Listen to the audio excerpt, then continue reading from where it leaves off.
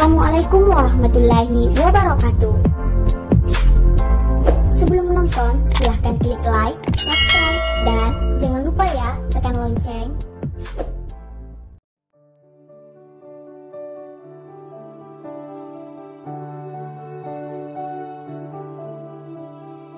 Kisah pemuda kaya, anak bos besar pemilik 73 perusahaan, yang menjadi cleaning service. Episode 79. Ririn, yang baru saja bertemu si Rena. Ia tak sadar jika wanita yang baru lewat itu, adalah seseorang yang juga ingin menemui Kenshin. Ririn pun melajukan langkahnya, begitupun dengan Rena. Waktu yang bergulir, pagi menjadi siang, sore menjadi malam. Ririn yang mulai bimbang, apa harus ke rumah Kenshin sekarang? Sedang waktu sudah mulai menginjak tengah malam. Ibunya pun telah bertanya, sudah sampai mana Rin? Ririn pun menjawab di telepon itu. Ririn masih ada di jalan Bu. Setelahnya, perasaannya jadi gelisah dan resah. Maunya ia menelpon Kenshin, namun ia merasa khawatir, entar hal itu malah mengganggunya. Lagian pasti, yang angkat telepon juga orang lain.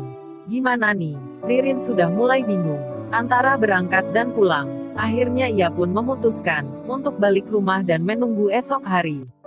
Rena, yang telah tiba, dirinya pun dibuat agak terkejut, karena kamar yang ditempati Kenshin, ternyata dihuni orang yang berbeda. Rena pun segera mendekat ke Yuan. Ia pun lantas bertanya, di tengah hal itu, perempuan pasien baru, yang bersama teman-temannya melihat. Kemudian salah satu dari mereka bicara pelan. Lihat cowok itu, laris juga ya dia, kayaknya dia familiar di mata cewek. Kemudian satunya lagi menjawab, aku rasa sih, dia itu orang penting, atau anak orang kaya. Mungkin seorang bos kali. Coba lu perhatiin aja, sampai 2 orang yang menjaga. Layaknya bodyguardnya. Mereka pun saling membicarakan Iwan. Iwan sendiri, saat didatangi Rena, detik itu juga. Kedua orang penjaga tersebut keluar pintu. Lalu Rena bertanya, gimana mas kondisinya? Baik kan ya? Terus mas Kenshin-nya ada di mana ya? Kok tidak ada di tempat? Pintar juga ya si Rena membuka tanya. Terlebih dulu menanyakan keadaan orang yang ditanya itu. Lalu, Iwan pun berucap, makasih mbak saya makin baik. Sama halnya ke Ririn yang sebelumnya.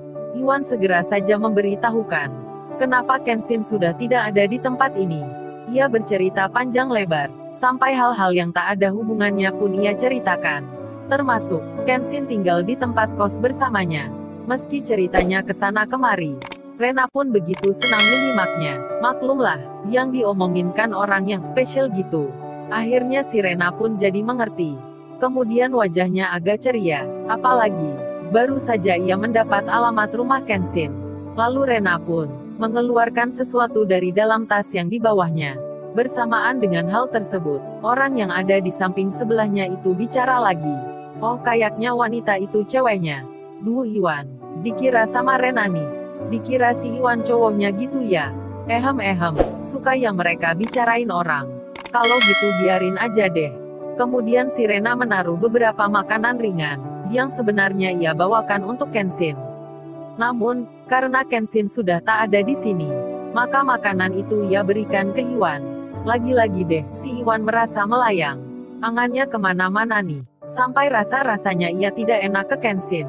Baper-baper deh dia, biar ajalah, toh Rena juga suka memperhatikan. So jangan jelas yang melihat Iwan. Lantas Iwan pun bicara dalam hati, jarang-jarang nih. Kalau gak kena musibah gak bakalan kayak gini. Kemudian ia pun mengingat, ia pernah mendengar kata bijak. Di balik musibah pasti ada hikmahnya. Oh rupanya saat ini, ia sedang merasa kali ada kaitan dengan kondisinya. Tak lama kemudian, si Rena pun pamit.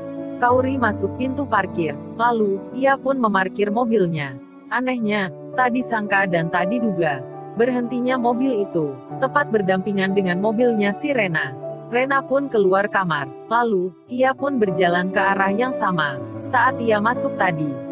Begitupun Kauri yang sudah meninggalkan tempat parkir itu. Nampak Kauri melajukan langkahnya, 2 wanita karir dengan sosialita tinggi. Sama-sama terlihat membawa tas hitam. Kauri makin ke depan, Rena makin melangkah keluar. Wah jangan sampai ketemuan nih. Bisa-bisa, saling jeles nih entar. Langkah mereka pun terus berjalan. Tinggal satu belokan lagi. Rena akan sampai di depan pintu utama, seperti saat dirinya bertemu Ririn. Detik jam berputar seperti biasa. Suara langkah mereka pun seakan terdengar. Dak dikduk, dak dikduk. Akhirnya, mereka saling melihat. Rena Kauri, dua wanita cantik, berpostur tinggi, rambutnya sama agak kemerah-merahan. Bertemu dalam satu ruang, kemudian mulai mendekat, karena dirasa sudah pernah saling mengenal. Apalagi, tadi pagi sudah bertemu. Kauri pun membuka senyum. Lalu, Kia menyapa ke Rena. Habis ketemu Mas Kenshin ya? Si Rena pun menjawab, maaf ya saya tidak bertemu. Mendengar itu Kauri hanya biasa saja. Kayak kagak percaya gitu, Kia pun hanya tetap tersenyum. Lalu, tanpa berucap sepatah kata Kauri pun melanjutkan jalannya. Kayak dia kagak suka gitu. Rena yang sudah ada di halaman luar. Ia pun menelpon temannya, Nit lu ada di rumah gak sekarang? Temannya pun menjawab, iya gue sekarang ada di rumah. By the way ada apa nih Say? Si Rena pun menjawab, lu ikut gua ya, aku jemput nih sekarang. Si Niken pun bertanya, emangnya kita mau kemana nih? Si Rena menjawab, ke rumahnya Kenshin. Wats, apa gue tak salah denger nih? Niken bicara sendiri di hati. Waktu itu sudah jam 8 malam. Apa mungkin mereka nekat juga ke rumahnya Kenshin? Lalu, bagaimana kisah selanjutnya? Subscribe channel ini untuk episode berikutnya. Terima kasih.